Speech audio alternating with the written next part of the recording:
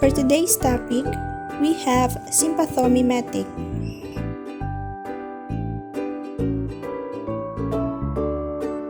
Our topic covers from the introduction of sympathomimetic to the class of sympathomimetic.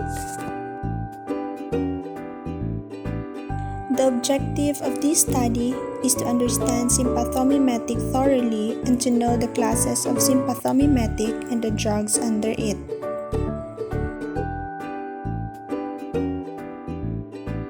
First, let us define what is sympathomimetic.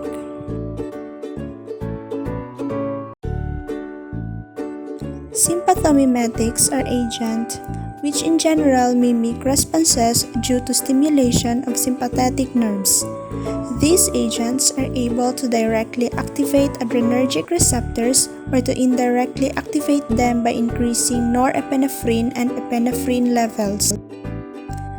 These drugs are also known as adrenergic agonists that modify actions of alpha, beta, or dopamine receptors of the sympathetic autonomic nervous system. Sympathomimetics are effective in relieving the bronchoconstriction which follows the release of histamine and or 5-HT from mast cells whose secretory activity they also inhibit. Clinical uses of sympathomimetics include the treatment of hypotension, asthma, and anaphylaxis. Adverse effects of sympathomimetics are palpitation, tachycardia, and or arrhythmias due to stimulation of cardiac beta receptors. Sympathomimetic includes common nasal decongestants, appetite suppressants with amphetamine-like actions, and stimulant prescribed for attention deficit or hyperactivity disorder and bronchodilators. There are classes of sympathomimetics, and these are the beta-1 and the beta-2 adrenergic receptors. The beta-1 adrenergic agonists are mainly used to treat heart failure, shock, and bronchospasm, and is located in the heart. When the beta-1 receptors are stimulated, they increase the heart rate and increases the heart's strength of contraction. While the beta-2 receptors are located in the bronchioles of the lungs and arteries of the skeletal muscles. These are a group of drugs prescribed to treat asthma. It is used to provide quick relief of asthma symptoms and prescribed to be taken before exercising in order to prevent bronchoconstriction. First is the Dobutamine.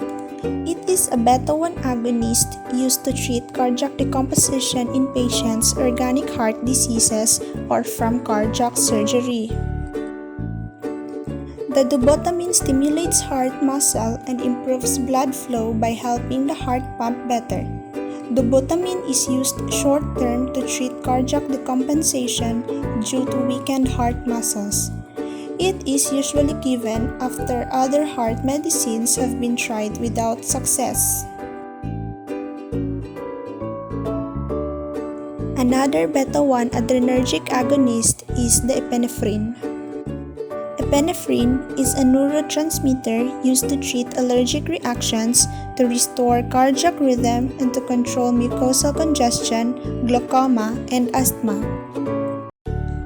Epinephrine works by relaxing the muscles in the airways and tightening the blood vessels.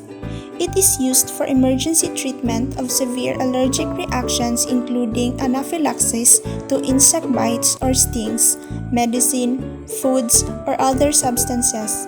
It is also used to treat anaphylaxis caused by unknown substance or triggered by exercise.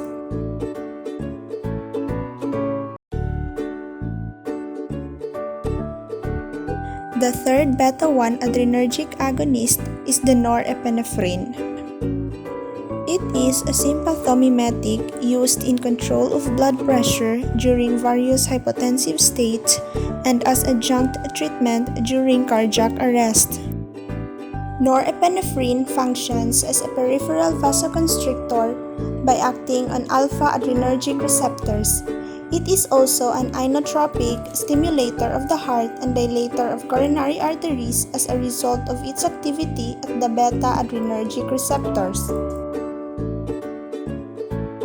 Salbutamol, in the other hand, is a beta-2-adrenergic receptor agonist which is used to treat asthma, bronchitis, as well as bronchospasm.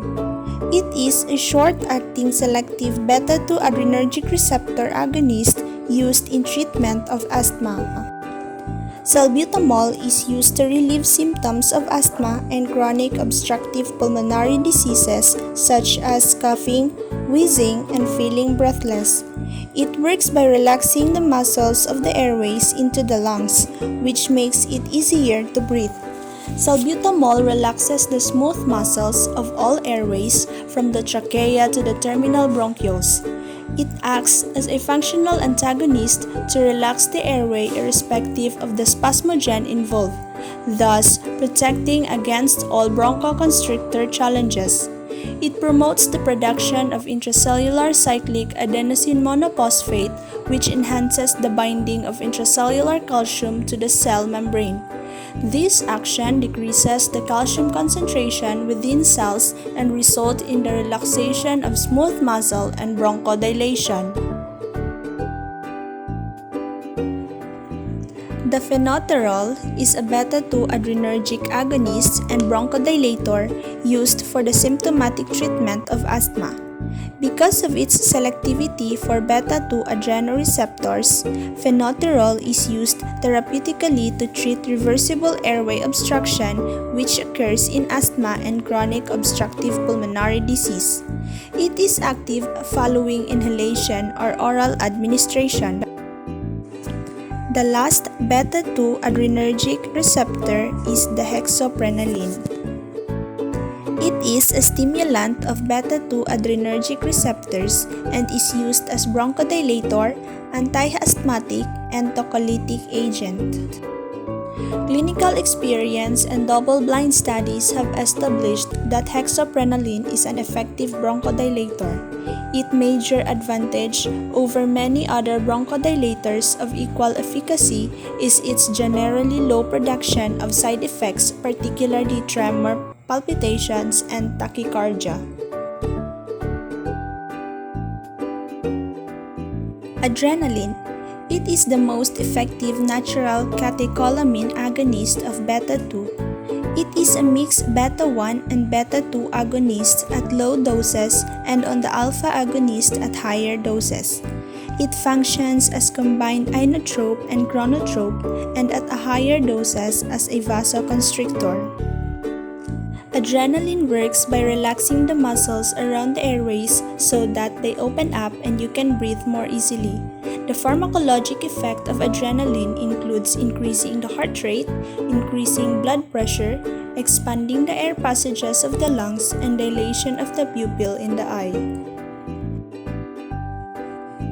Isoprenaline is a beta-1 and beta-2 adrenergic receptor agonist which increases heart rate and heart contractility, relaxation of bronchial, gastrointestinal, and uterine smooth muscle.